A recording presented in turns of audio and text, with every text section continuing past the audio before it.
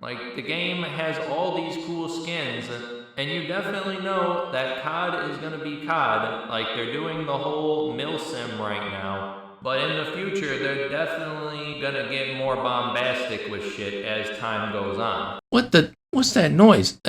Can someone please pick up the phone? Cause I freaking called it. I mean, I only knew it was a matter of time before Call of Duty would, well, Call of Duty it up.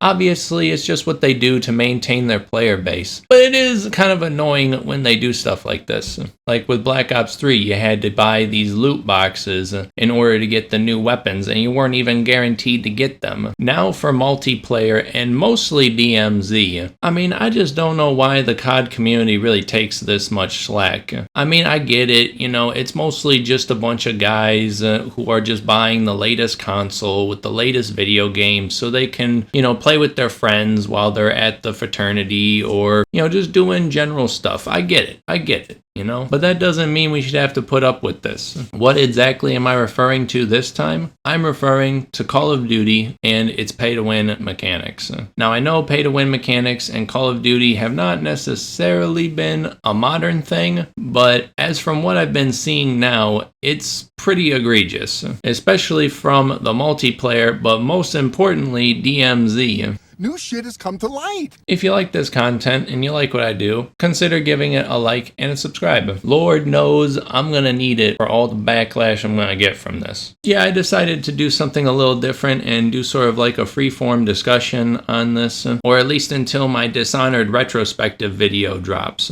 So what I'm exactly referring to as these pay-to-win mechanics, for those of you who are unaware of this, like I was until just a few days ago when I decided to boot up Modern Warfare 2 and just check out how the multiplayer, Warzone, and DMZ was doing. It's absolutely ridiculous. There are now operator skins that you can pay for to get bonus effects. Like, what the fuck?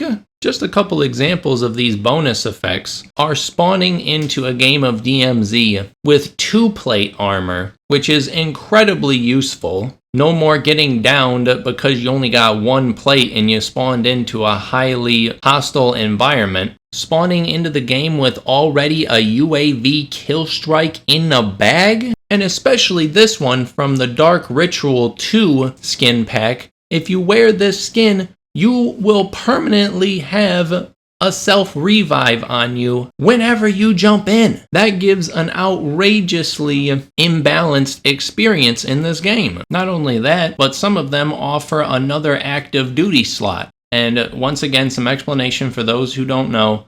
An active duty slot is basically where you can move your equipment, perks, and anything else that you've built up from an Xville streak onto another character. And you get about 3 of these normally. But in this one skin bundle, you can literally have a 4th one enabled. Which, don't get me wrong, this is actually a very good feature that they should have added into the game a long time ago. Like if you wanted to do a Building 21 run, or if you just wanted to go in solo, you know, maybe your friends weren't around. Because there was definitely a lot of times where I would just biff it out of nowhere and lose an Xville streak, and I got very annoyed from that. And then probably the worst feature I've seen yet is if you have this specific gun from like a Bomb Squad bundle or something like that, you would only have a 15-minute cooldown timer if you died with the weapon compared to almost the 2-hour-long timer you have. I mean, that is just ridiculous. I mean, I just really don't know exactly where they're going to go from here in the form of DMZ.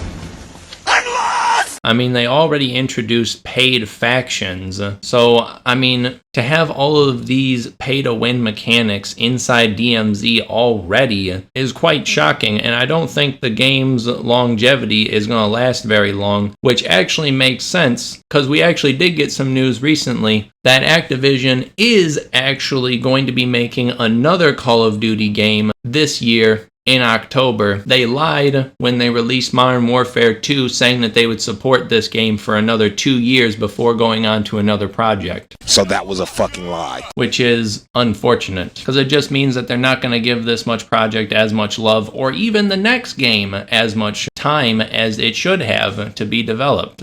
And you know what? While we're at it, while the iron's hot, while the body is still warm, let's talk about Call of Duty's weapon system in general, okay?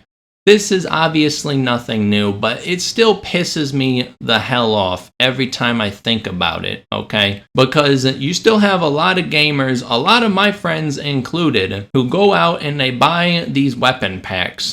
All right. And don't get me wrong, some of them look cool. They got some cool bullet tracer effects, or, you know, they got some cool impact effects, or, you know, when they hit the players, they, you know, do some cool things, or cool animations, or even the kill animations, or even the finishers or weapon inspects. I get it. They're pretty cool. But think about it. Like, seriously, just take a step back and look at this whole picture. Look at what we've been doing ever since COD got modernized.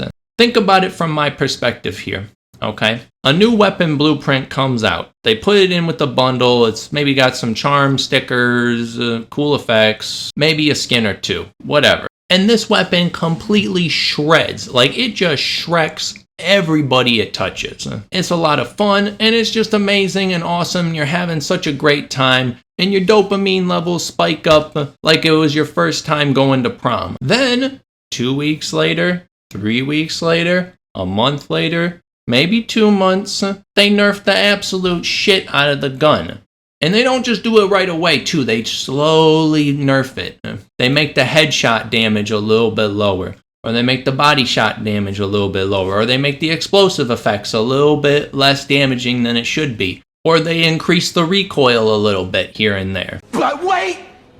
There's more! And then, before you know it, your gun is just the same as any other gun. But then guess what? Just in the nick of time, like the Lord bestowing the tablets upon you, there is a new weapon blueprint with new stickers, emotes, finishers, and outfits that you can purchase that's even better than the one that you got right now, because they nerfed the absolute shit out of it. I mean, this is just a reciprocal pattern right now. I mean, it's literally just the same thing. It's the same thing that's been happening for, I don't know, like what, the past 4 years maybe? I mean, what is the difference between this and a Skinner box?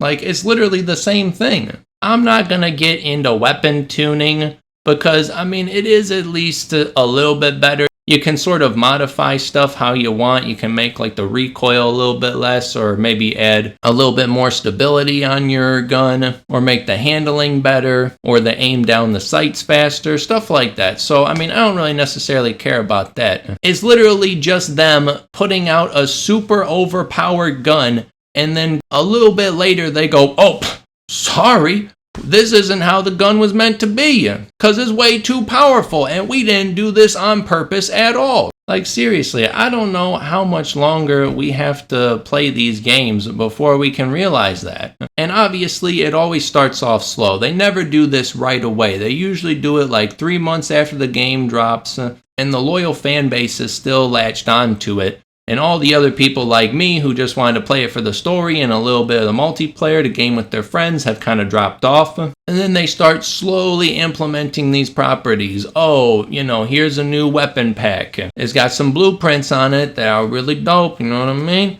It's got, you know, it packs a punch. It can really kill those dudes, you know. Oh, and guess what? It's got a cool headshot animation, you know what I mean? Oh, look here in DMZ. You're absolutely tired of getting shreked every game? You know you're tired of getting double teamed by some dudes? Well, here's a skin that makes it so that you got 2 plates when you spawn. Do you completely suck ass at beating bots because we absolutely made them a crack shot with an AK-47? Don't worry, just buy this skin and you can self-revive all you want.